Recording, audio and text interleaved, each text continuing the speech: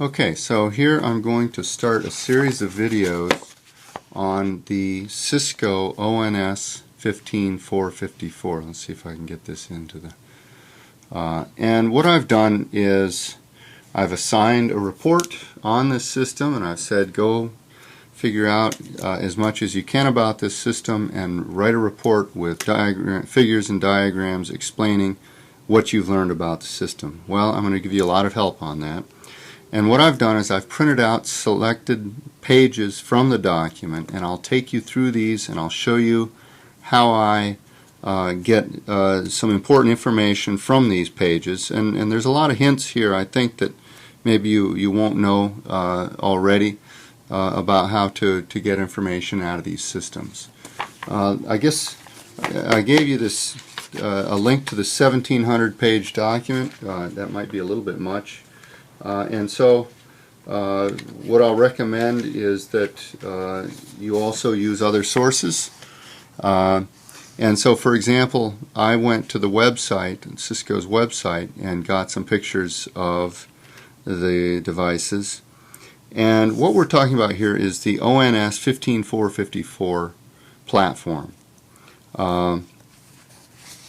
We have the multi-service provisioning platform, and we have the multi-service transport platform, MSPP and MSTP.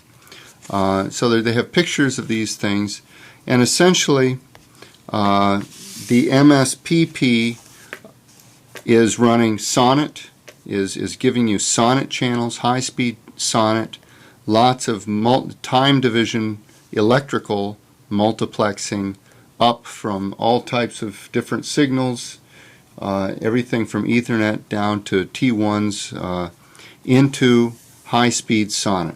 I'm assuming that you've had a basic introduction to SONET, and all the way back in chapter 1 of our text here, you can see in table 1.6 SONET transmission rates.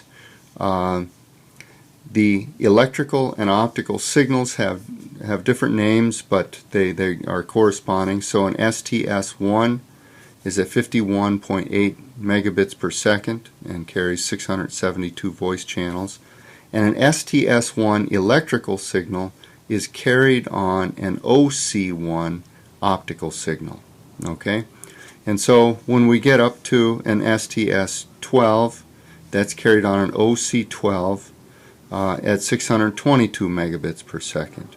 An STS3C is carried on an OC3 at 155 megabits per second. So these optical designations, OC3, OC12, OC48 and OC192 and even OC768 are often seen in the SONET world as the optical carriers for these STS signals. And you'll see that OC192 is at 10 gigabits per second.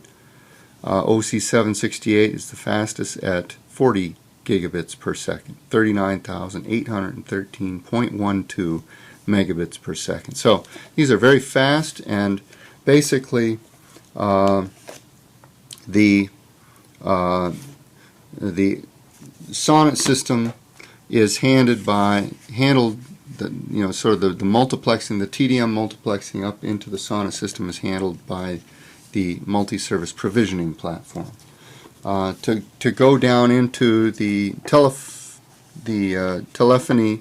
data rates, we have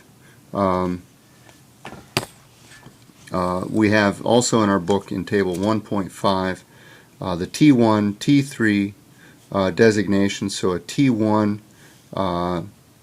carries a DS1 signal at 1.5 megabits per second and carries 24 voice channels. A T3 is a DS3 at 44 megabits per second carrying 672 voice channels. So if you take a DS3 signal, carry it on a T3 line, feed it into it's going at, the T3 is going at 45, the DS3 is going at 45 megabits per second. That DS3 can be handled very nicely with an STS1 signal. So the SONET transmission rates pick up at the high end of the TDM transmission rates, which is typically the T3 signal at 45 megabits per second. So this MSPP provisioning platform handles the TDM multiplexing. It has lots of interfaces which bring in various data rates, and probably more common these days than bringing in things like T3s and muxing them into STS1s is to take gigabit Ethernet and put that put multiple gig E signals onto an OC48, which is at 2.5 gigabits per second, and take 10 gigabit Ethernet and put it onto an OC192 signal.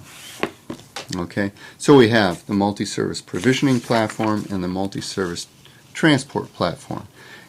The multi-service transport platform is where we take those signals, those SONET signals, and put them onto a DWDM system. Okay, so you can think of the transport platform as adding DWDM capabilities, that is, dense wave division multiplexing. Okay.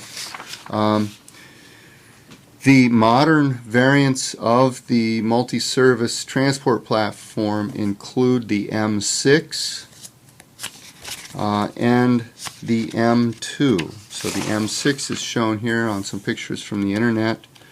The M2 is sort of a slimmed down, only takes 3 cards. So the M6 only takes has 6 slots. Okay. And the M2 only has 3 slots, really. Okay, but these guys are all controlled by the MSP, or ultimately have an MSPP associated with them. And this is showing the MSPP, the SONET gear, with a lot of the electrical interfaces on top. So that's sort of a quick overview of the system as far as the multi-service platform. Okay, the documentation starts off by giving you, well, it starts off by giving you 40 pages of table of contents, but what I'm going to do is I'm going to skip right to this page, which is XLII, and show you that the document organization is into chapters 1, 2, 3, 4, 5, 6, 7, 8. Chapter 1 is installing the shelf assemblies. Chapter 2 is in connecting and logging in to the GUI. And both chapters 1 and chapters 2 refer to other documents, so they're not in this document at all. If you go to their pages, it just says refer to something else. Chapter 3, install the control cards. It turns out that on any of these platforms, what you're always starting with is a control card. Okay, and the control card allows you to hook up a computer to control it. So it talks about connecting the PC and logging into the GUI. Well, you do that through the control card. The control card is the brains of the system. Any one of these given racks, and they control the other cards. They also control the timing and run the whole show. And so Chapter 3 is talking about the control cards. I'll show you a separate video on that. Chapter 4 is setting up optical service channel cards.